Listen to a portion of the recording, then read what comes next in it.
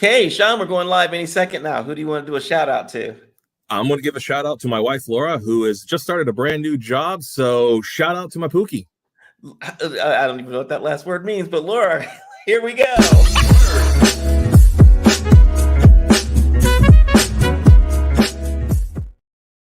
Hey guys, we've got Shaun Rosado on today, and his Pookie is in Pookie, like a Pookie bear. Yes, Pookie's in the background somewhere. Yes. Listen to this, just started a brand new job. Shaun has been on multiple times because every time he comes on, we have something new and fascinating to talk about. And today we are going to talk about movies that cause us to be creative or inspire us to be creative. And Shaun, this is an interesting topic. Give me an example of a movie that causes you to be creative or might cause one to be creative.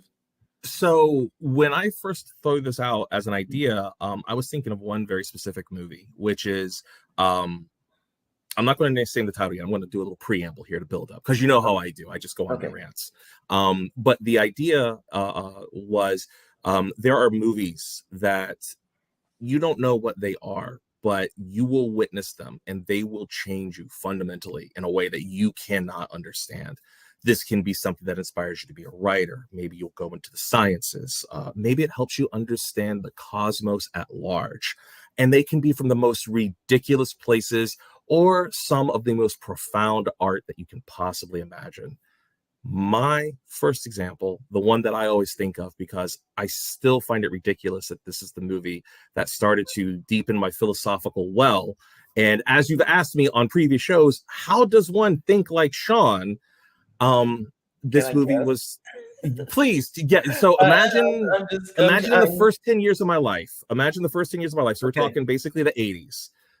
What movie in the 80s would have started me down a road of this kind of philosophical science talk? And I'm gonna go with Close Encounters.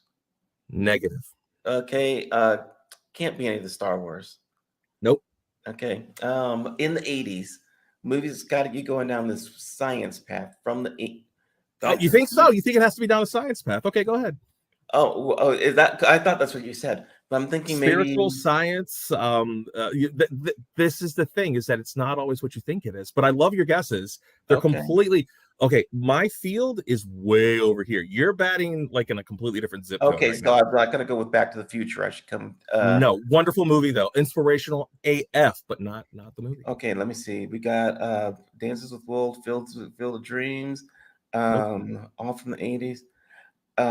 Can't be The Color Purple. I'm not feeling that one for you. No, not The Color Purple. No. Okay. Even though that's a really good movie, but no, not The Color Purple. It was. Give me a hint at least. Nicolas Cage. Leaving Las Vegas? Nope. I can't. Baby Baba something. I can't think of any more Nicolas Cage movies right now. What do you got? Raising Arizona. That's the one. I was thinking because they picked up the baby thing in the middle of the street, and I couldn't think of the name of it. Raising Arizona. I have told people this so many times, but when I was a young child and Raising Arizona came out, I watched this movie one night. It was a fairly late night movie. It was like 10, 11 o'clock, and I just happened to be up. And I was watching this, and I had a fairly traumatic experience about a year earlier because of another movie, which I've actually done a podcast with a buddy of mine. He recorded it. And it's a story that if you've ever heard it, people go, no way. And I hype up that story all the time. And he was the first guy smart enough to ever actually record someone hearing it for the first time to get a, oh my God, that actually happened kind of situation. But it profoundly traumatized me.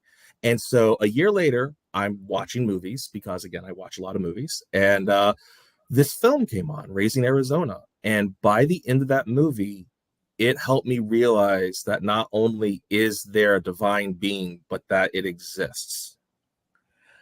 Okay. I cannot remember Raising Arizona enough to discuss it with you in depth, because the only thing I can remember is when they had to go get diapers and they were racing down the street and he reached out the window and grabbed the diapers. Right. Yes. It is not what you think. Yeah. That for some reason that is the only scene that I can remember from the movie right now. But give me the overall what happened in the movie again, so we could talk about. Nicholas Cage plays a character named H.I. McDonough, who is a career criminal who basically has been in and out of the penal system for the majority of his life because he always robs convenience stores, but he never robs them with a loaded weapon. So he always gets the minimum sentence. And so he meets an officer while he's getting booked, who's played by Holly Hunter, and he falls in love with her. And over many years of him getting booked for these various, attempted robbery charges, he basically decides he's going to reform his life. He gets out, he proposes, they get married, and he starts to work a regular everyday job. And they have a wonderful life. And then they find out that she unfortunately cannot have children. And because of his very checkered criminal past, they cannot adopt. Even though she's a cop, his criminality unfortunately just offsets that. So one night on the news, they find out that one of the local, millionaires that owns a chain of unfinished furniture stores in Arizona had sex tuplets, so six, and they decide they're going to steal one because that family already has too much. They have more than they can handle, so they're Coming doing back to me slowly. Okay. favor.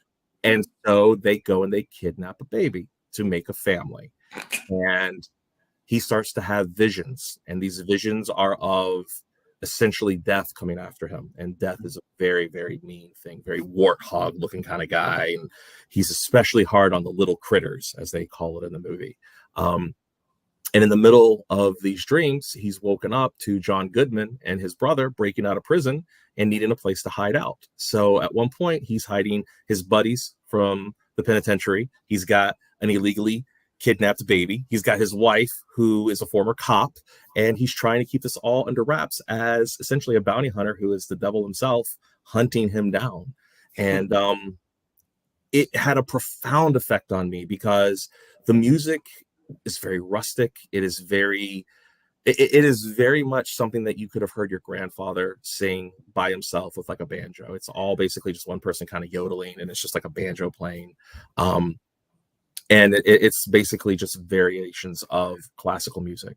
So I'm still like, I understand the movie. I understand the allure of the movie. I understand you liking the movie. You lost me at the part where it has infiltrated your brain so much that it has caused you to become creative and inspired and all that. Well, it caused me to believe in a higher power. It caused me to believe that there was a divine, that there was something that was from this movie. From this movie. And I explained to people, and I'm like, it is one of the hardest things to verbalize. And that's why I wanted to talk about this, because inspiration, creativity, the divine spark that happens in our minds where we start to have moments of true inspiration, you can never plan them. They just happen. Okay. And for me, the want to understand how all of this works comes from a very simple movie about a man who just wants to love his wife and starts to have dreams of his present, of his potential future. And then finally, when he makes everything right, he's able to understand his far-flung future and that they're not messed up. And there's a wonderful, wonderful series of events that happen through this movie, and it all culminates towards this final fight at the end. And there are these great quotes from this movie, and if you've ever had a chance to like listen to them, they're just absolutely amazing. But the very end of the movie is essentially the last little bit. If you would indulge me for a moment, I will read you the last paragraph of the film. Go. He says, "That night I had a dream, and I dreamed I was as light as the ether, a floating spirit visiting things to come. The shades and shadows of the people in my life wrestled their way into my slumber, and I dreamed that Gail and Evel had decided to return to prison. That's probably just as well. I don't mean to sound superior, and they're a swell couple of guys, but maybe they just weren't ready to come out into the world. And then I dreamed on into the future, to a Christmas morning in the Arizona household, where Nathan Jr. was opening a present from a kindly couple who preferred to remain unknown. I saw Glenn a few years later, having no luck getting the cops to listen to his wild tales about me and my wife. And maybe he just threw in one Polak joke too many. I don't know. And still I dreamed on, further into the future than I'd ever dreamed before, watching Nathan Jr.'s progress from afar, taking pride in his accomplishments as if he were our own, wondering if he ever thought of us and hoping that maybe we had broadened his horizons a little, even if he couldn't remember just how they had become broadened. But still, I hadn't dreamt nothing about me and Ed until the end. And this was cloudier because it was years and years away. But I saw an old couple being visited by their children and all their grandchildren too. And the old couple weren't screwed up. Neither were their kids or their grandkids. And I don't know. You tell me, this whole dream, was it wishful thinking? Was it just fleeing reality like I know I'm liable to do? But me and Ed, we can be good too. And it seemed real. It seemed like us. And it seemed like, well, our home. If not in Arizona, then a land not too far away, where all parents are strong and wise and capable, and all children are happy and beloved. I don't know. Maybe it was Utah. I'm going to give you props for the reading. Thank you. I'm giving you props for the reading. That was good. So I got goosebumps from that. So I can understand how that movie would hit you, and that the summary there could feel like life, affirming. I can actually feel that. It's made by the Coen brothers. It was one of their first movies, and it was one of those films that I watched that's completely ridiculous, has no reason to work the way it does. And it is also proof that the divine spark of creativity can sometimes just come down like a thunderbolt and bam, and things that should not work. And then they can inspire other people. So I was like, let's talk about movies that inspire us in whatever way, because there are so many of them out there, and this is one of them. So I would like to now hand it back to you and say, what's a movie that inspires you to be who you are today? I'm trying to think of movies that have inspired me that way. There are movies that have made me have feelings, right? That have made me feel, like I can win the world. I cry, I laugh, those sorts of things. I will say that one of my favorite movies was Risky Business. And the whole idea of just pushing the limits, doing things way outside of your comfort zone, and then winning in the end. And then, at the end, they had the little goblet thing or whatever it was, that little egg or whatever it was that had a little flaw in it. And everything worked. And all the parents could see, all that anyone could see was like, you messed up this one little thing. And it's like, wow. That actually had quite an impact on me. I probably watched that movie, I don't know, 6 or 7 times. Buckaroo Banzai Across the Eighth Dimension also was another one that actually I loved, because there was a guy who could do anything, and Emilio Lizardo was down on him. So now, why specifically Buckaroo Banzai? Was it more of just the fact that because what was it? He was a scientist, samurai. He was an action scientist, samurai, neurosurgeon. He was a samurai. Superhero. Rock star. He was a rock star. Yep. There was so much he was. Like, was it just the fact that he was literally everything and he was good at all of it? Yeah, it was like he basically said, I can do these things, and he didn't take any crap from anybody, and he could get them done. Plus, he could travel to the 8th dimension. So he was just like that guy that you go, man, if I could be a Gian, that's the guy I want to be right there. Buckaroo Banzai. And I think for me, movies that actually get you to think outside of normal life are the ones. That's why I like superhero movies, right? Sure. That's why, I think probably that's why a lot of people like superhero movies. Well, I mean, superhero movies, especially, the modern ones, I mean, we're literally creating our new myths. Yeah. And that's a tradition that has fallen out of vogue in the last 400 or 500 years. Um, the humanity in general evokes myths. Myths are our prototypes. There are building blocks for us to understand one another. And if you look at all cultures across the planet, and again, you got me doing one of my all across planet things, you'll notice that there are certain foundations that we all share when it comes to these fundamental creation myths versus, or be it deities, be it heroes, be it love stories. There are things that kind of cross boundaries, um and they become mythic in nature. And I sincerely believe that the superhero is our modern myth taking shape. How does the myth survive in a world of science and technology and I actually want to media? I want to go with that because Mhm. um, there are things that we create in movies that become real world objects. The easiest It's true. ones to think of are things like the communicator in Star Trek, this little flip thing. Yep. And here we got Motorola flip phones. You've got the bed that you lie on in sick bay and it takes all your readings. We've got Hmm. those.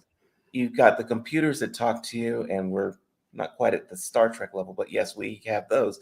And I just wonder how limited or unlimited do you think our real world can be based on the imagination that we have of these things? Do we just Well, make them happen because we think of them?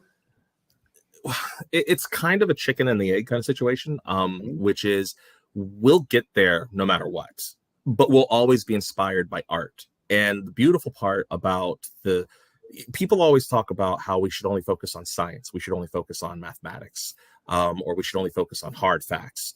And the problem is that so much of what inspires those things comes from an artistic view. Like you said, if you're looking at just Star Trek alone, Star Trek has literally, we talk about replicators. We can 3D print food now. Like we actually can print food that people can eat and it is okay to eat. Let What me the stop you heck? right there. Yes. We can 3D print food now. Yes. Oh, I'm Okay. sorry. You didn't know that we can 3D print food? No, I knew we could do 3D plastics. We could do metals. We can build houses. You talking? I can 3D print my own chicken legs? Yes, steak. Yes.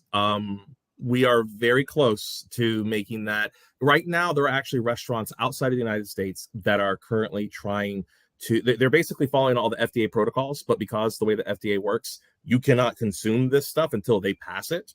Right. So what they do is they set up in like the Philippines where they will follow all the protocols, but they will still feed it to customers and they will charge quite a bit for it. So there's like a 3D printed steak that's like $80. And what they do is people have the privilege of eating a 3D printed steak. And you can go Google this, it's on YouTube and you can watch them do it. And what they do is they take the meat proteins and they make it. And every time they make the meat and they serve it, they learn a little bit more about how to make it better, more convincing, and it becomes closer to reality. One second. Um, yeah, I Okay. know, right? I mean, it's crazy. It is But we do absolutely have crazy. replicators. We do. I mean, we're getting very close. It's not like, just the magical pixie dust and then it's there, but Right, that it's getting there. it's getting there. There's actually a very strong movement, and I'm actually extraordinarily excited by this. Within probably 15 years, you will have the option to eat meat ethically. That means that no animal will be slaughtered in Yeah. order for you to be able to eat that meat. And it'll either come from a 3D printed source or it'll come from a cloned meat stock. And a lot of people go, ooh, cloned meat. And I'm like, yeah, but you won't be able to tell. It'll be something that can be, powered by green energy. It can be basically created ethically so that you don't have to worry about a pig or a cow or anything else being hurt, which means that we don't have to then clear more land, which causes deforestation, which causes global warming. There are a lot of pluses to having this. And the more we start to get our brains around that idea, Mhm. the easier it'll be for us to accept. And, Mhm. because at one point people were talking about all of our proteins going to come from bugs. And I'm like, or we could just, perfect cloned meat, which we have and we're doing now. Um, and yeah, by the end of this decade, you're going to basically be able to buy you'll be able to buy a cartridge of proteins, print out meat, or buy cloned meat in your grocery store. Well, the ant, not the animal, the plant. based meats are actually getting pretty good, I have to Yeah, say. the Impossibles. Yeah, they're They pretty crazy. they are pretty dang good. I eat those all the time. So, by the way, Absolutely. didn't Douglas Adams have the what was it? The cow that was on the spaceship? You just carve off your little steak and then he just grows it back so And it you don't just have to grows smell it. back. Yeah, that was not. Yeah, no.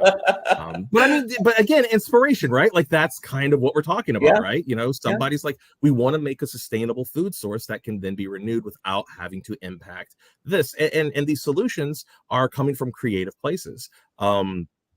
You know, a lot of people have been asking, especially in the last 15 years, why did we care about going to space so much? Why did we care about going to the moon? Why did we care about making a space station?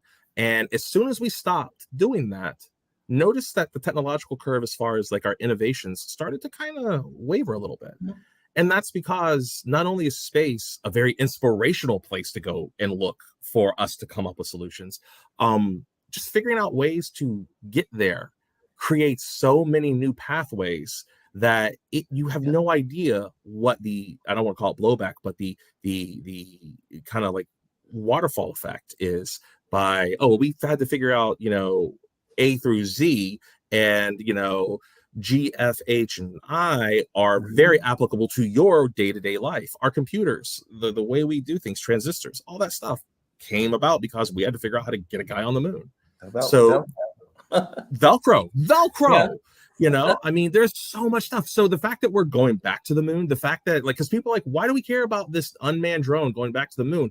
And I'm looking at people like, are you crazy? Like, yeah. this is amazing. Like, we're going to literally create like a moon base.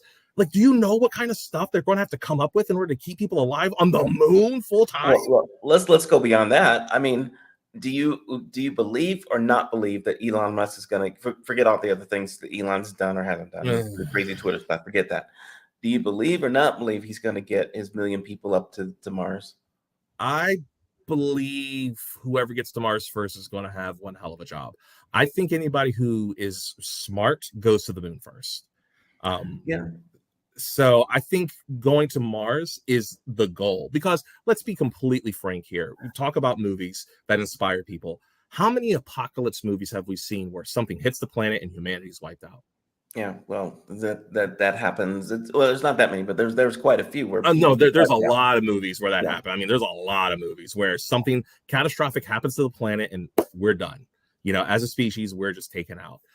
That's because we're a single biome species. We only exist on one planet. As soon as we figure out a way to exist on two planets, we have doubled the chances of humanity living a lot longer. Hmm. And that's not even BS. That's just literal facts. I don't think it's impossible that we're going to get to the moon or Mars, or the clouds in Venus, or one of those. Well, Venus is a little bit more it's difficult because harder. of it's a lot harder because of the acidity and the pressure. Yeah. Venus is one of those planets where it's like it's a cool idea, but quite frankly, it'd be easier going to Mercury before it would be going to Venus. Venus is a much less hospitable place. How is it, by the way? And I probably could look this up on the internet, but you're here, so I'm just going to ask: how is it that Mercury is not the hottest planet in the solar system? It's composition. It literally is the composition. So heat does not just derive from the sun. I mean, obviously it does. It is the thing that gives us life. It is the gravity well. It causes things to happen. Yeah. It also is the makeup of the planet. Mercury is basically just a big old rock. Hmm. So it just kind of absorbs and it has a little bit of atmosphere, but there's not a lot going on there. Whereas Venus is just, it is almost all gas, and it's volatile gases. So we're not talking like oxygen. We're talking about ammonia. Ammonia is caustic. I mean, if you've ever had to clean your bathroom and you've put in just a little too much ammonia cleaner and you have a deep breath, you Yeah. feel that in the bottom of your lungs. Ammonia is an extremely caustic, but ironically, also one of the building blocks to life. Ammonia can cause some really cool things to happen on a biological level.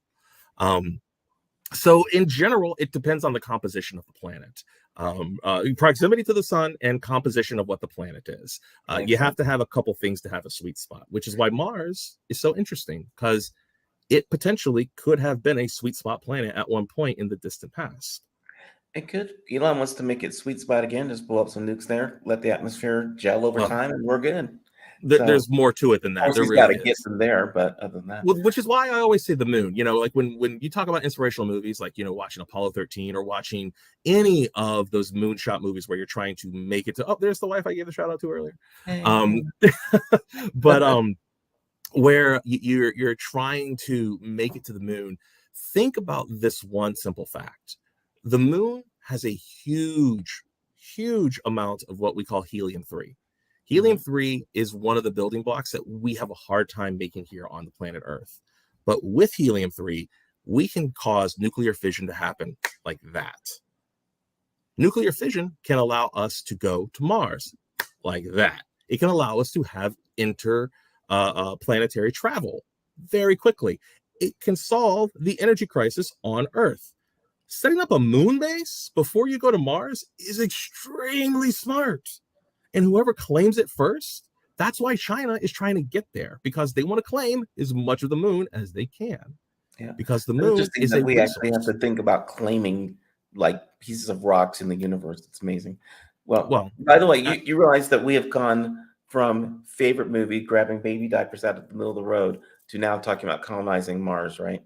Well, We I told you that it's not about where you start; it's about what inspires you, right? And we well, talked about look, the movie inspired us already to get us to this point, right? I mean, right we all have these gone. movies and TV shows and everything. And speaking of science and movies, there's three I wanted to give you a quick shout out for, because I consider it like the holy trilogy of why science and why space is so damn important. And I Do want it. to start with the darkest one first, okay? And I'm going to end Okay, with the lightest one. The darkest one is a movie called The Europa Report. It never is thought. almost a horror movie. It's not really a horror movie, but it is about scientists who are going to the moon Europa, that surrounds Mhm. Jupiter, because they believe that there might be life underneath the surface of the ice. And their whole purpose is to figure out if there is that there. And it is basically all footage from the cameras inside of the shuttle. Um, I don't want to give up the ending, but Don't do that because I'm actually going to watch it now that you're mentioning it. So no you're right. spoilers. I'm not going to give the I ending, like but that. the whole point of the movie is that bad things happened, and that these people had to sacrifice a lot to even get there. And that's something that I think about a lot.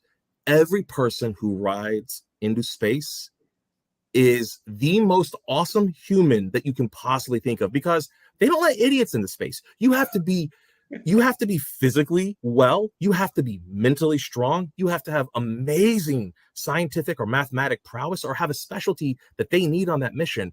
And then you have to risk your literal existence in a place, on an environment that is built to kill you. Hmm. And you willingly go out there.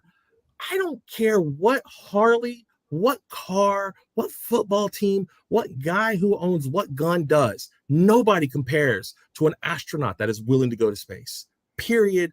End of story. Okay, I'm going to go with That's that. Yeah. that is movie number one, the Europa Report. It literally makes me cry when I get to the end of it, because I'm like, my people. So like they so strong, like they're so good.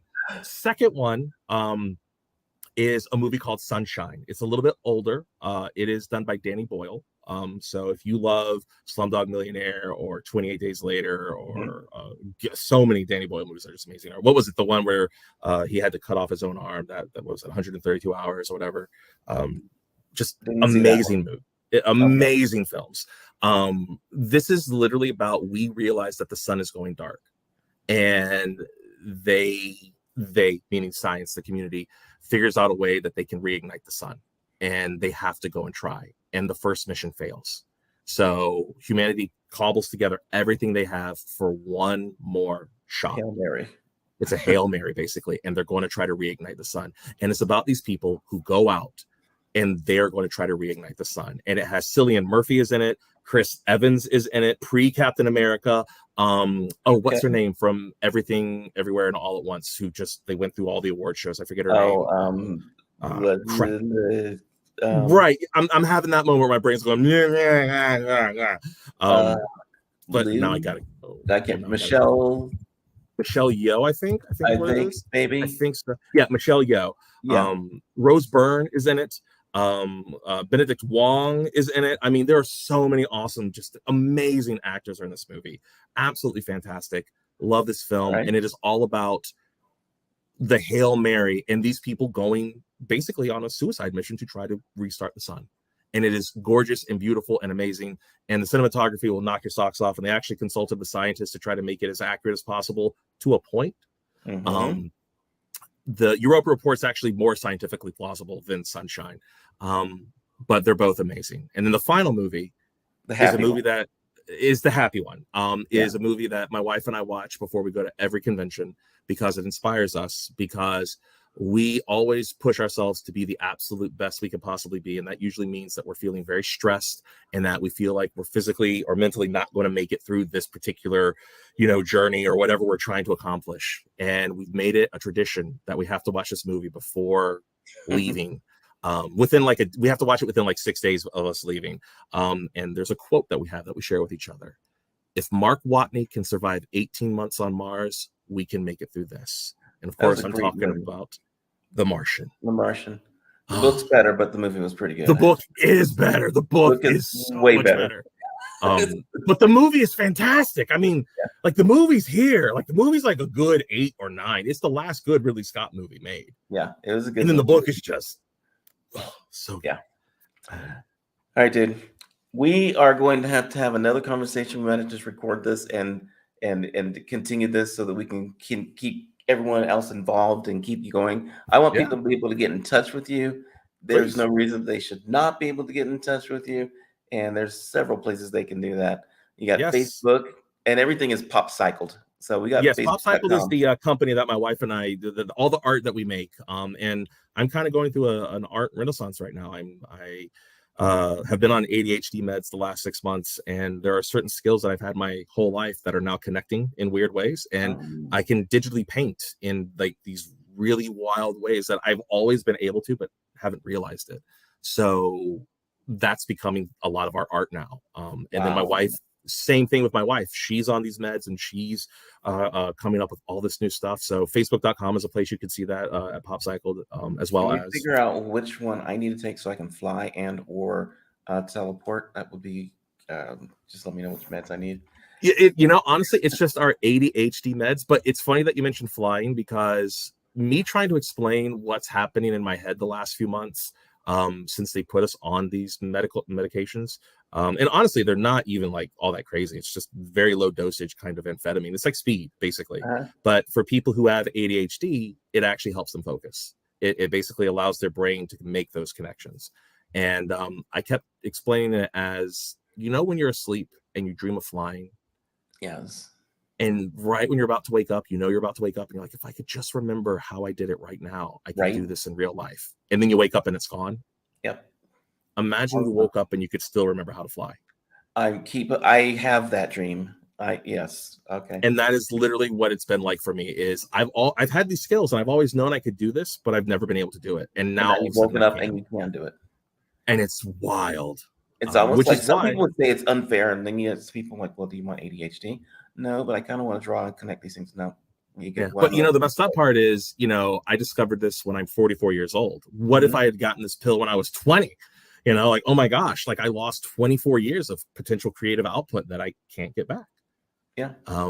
But you needed to store it all up so that you could do it. So that we'll never know that. Yeah. Or the way I like to look at it is I needed to go on the journey to be at this point so that way I could appreciate exactly what this is. But if you want to see some of the stuff I'm working on, I just did a broadcast 2 days ago, twitch.tv/popcycled. And you can actually hear me rant about random stuff, right? And watch me paint He-Man. I'm literally painting my childhood. So I do a painting of He-Man. If you go look at it, it's an amazing painting. I was like, and I get to the end of it, I'm like, how did I do this? Like literally I asked myself that question, and you can watch me for 3 hours as I'm doing the backgrounds. And I'm like, I have a friend drop in and talk with me for like an hour. And I'm like, how am I doing this? And he's like, I don't know, man. It's awesome. So not only that, they can actually buy some of your stuff on popcycle.etsy.com. Yes, it is in vacation mode now because my wife, as I said at the top of the show, just started a new job. But that is our Etsy store. When it does go live, you can buy things like hair accessories. Sometimes we have coasters, which now feature my artwork on it. All sorts of cool stuff. So definitely check that out and put a little bookmark in it and then come back and see us another day. I'm going to leave that up as we roll the credits here. It is like always amazing talking to you, sir. We're going to do it more often. Thank you so much for popping in here at the last second. You're very welcome. You're awesome, man. Thank you so much. And thank you for having me. Thank you. Next time, guys. All right.